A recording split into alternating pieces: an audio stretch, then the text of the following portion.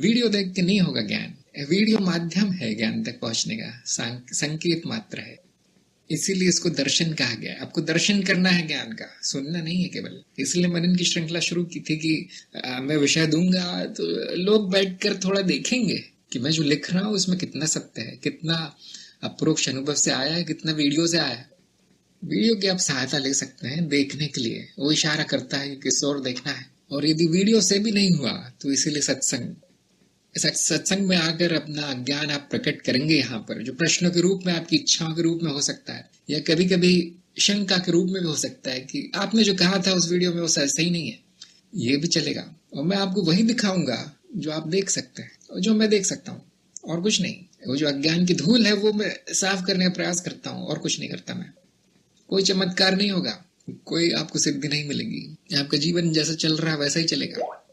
Video आपके प्रश्नों का उत्तर नहीं दे सकता। देखिए, उसकी वीडियो में ना बुद्धि होती है, ना समझ सकता है आपकी बात। एक बार सुन सकते हैं, वो रिकॉर्ड की तरह है जो बजता रहता है, वही रिकॉर्ड बार बार बजेगा। और पिछली बार जो बजा था और जो प्रश्न आए थे, इस बार जो बजेगा वही प्रश्न आएगा, वो उसका उत्तर नहीं आएगा। कभी कभी आ भी जाता है, कभी कभी आपकी बुद्धि प्रकाशित हो जाए तुरंत। कभी कभी लगता है कि ये मुझसे कैसे छूट गया, ये तो इस वीडियो में 10 बार कहा गया, मैंने देखा नहीं।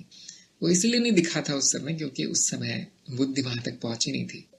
जब आपको सब कुछ साफ दर्शन होंगे तो आप उस वीडियो में भी गलती ढूंढ सकते हैं तब आपको वीडियो भी व्यर्थ दिखाई देगा। वो ये सब तो ठीक नहीं है आप कहेंगे, हाँ उसमें बहुत सी बातें ठीक नहीं है। वो बहुत सी चीजें उसमें जो बताई गई है वो जो सुनने वाला है उसकी बुद्धि को ध्यान में रखते हुए बताई गई है।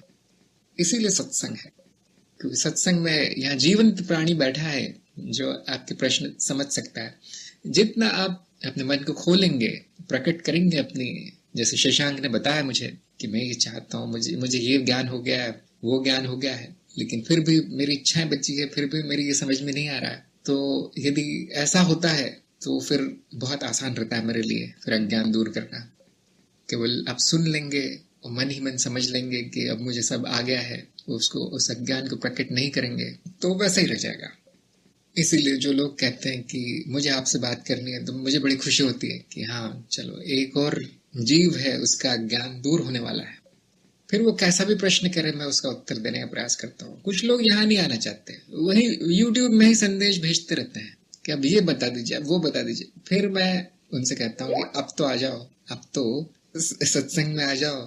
क्या जिंदगी भर प्रश्न ही करते रहोगे? मेरा काम है प्रश्नों का अंत कर देना। 5 मिनट भी नहीं लगते, प्रश्नों का अंत हो जाता है। फिर भी मैं मैं 1-2 घंटे निकालता हूँ ईमेल का जवाब देने में, प्रश्नों का जवाब देने में, वो सब टाइप करने में, और उनको मैं जाने नहीं देता कि कहीं बिना उत्तर लिए चला न जाए। एक दिन तो आएगा सत्संग में, एक दिन तो उसका अज्ञान, उसमें इतनी बुद्धि जागेगी कि हाँ मुझे एक अवसर मिला है अब अज्ञान दूर करने का, और वो आकर पूछेगा। और बहुत लोग पूछते भी हैं, ये बड़ी खुशी की बात है। कोई चाहता है कि नहीं आप मुझसे बात कीजिए, मुझे सत्संग में नहीं आना। सब छोड़ के मैं उनको फोन करता हूँ, सब छोड़ के मैं उनसे बात करता हूँ। मेरा बस इतना रहता है कि कभी कभी ऐसा होता है कि उनके प्रश्नों का उत्तर मेरे पास नहीं होता। जैसे उस दिन कोई आया था, उन्होंने कहा कि मुझे अपने पूर्व जन्म में क्या हुआ था वो मुझे जानना है, क्योंकि मैं इस जन्म में कुछ ठीक करना चाहता हूँ। अब ऐसा व्यक्ति फोन करता है तो मेरा भी समय नष्ट होता है, उनका भी होता है, क्योंकि मैं तो ये कहता हूँ भाई ये सब कुछ होता नहीं है, ये सब तो माया है, और उसको बड़ा दुख होता है जानकर।